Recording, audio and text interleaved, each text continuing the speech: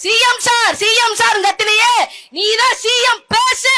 எதிர்க்கட்சியா இருந்தா கத்தி பேச வேண்டியது, ஆளுங்கட்சி ஆனதுக்கு அப்புறம் கப்பு சிப்புன்னு ஆயிட வேண்டியது. இது என்னப்பா அரசியல்? வந்த 10 நாள்ல எங்க குறையா சொல்றீங்க, 10 நாள்ல எங்க குறை சொல்ற மாதிரி நீங்க ஆட்சி நடத்துறீங்க.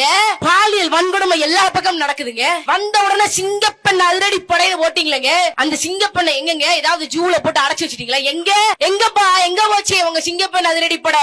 இந்த சூலூர்ல 10 வயது சிறுமிக்கு இவ்வளவு பெரிய வன்கொடுமை நடந்திருக்கு. கொலை செஞ்சிட்டாங்க.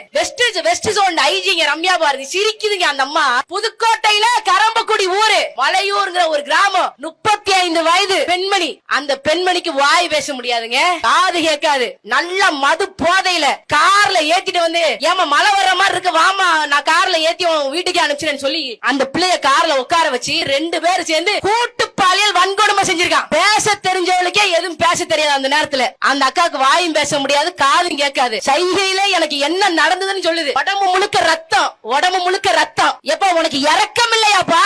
உனக்கு இரக்கம் இல்லையா மிஸ்டர் சிஎம்? பேசுறியா பேச மாட்டியா? அரியலூர் அனிதா வீட்டுக்கிட்ட போய் நல்ல பம்யமா பூண்ட மாதிரி போய் உட்கார்ந்தீங்கல்ல, ஸ்டாலின் கிட்ட போய் உட்கார்ந்தீங்கல்ல, ஸ்டாலின் இறந்துட்டான்னு சொல்லி ஸ்டாலின் அம்மா கிட்ட போய் பவ்யமா கைய கட்டி நின்னீங்களப்பா.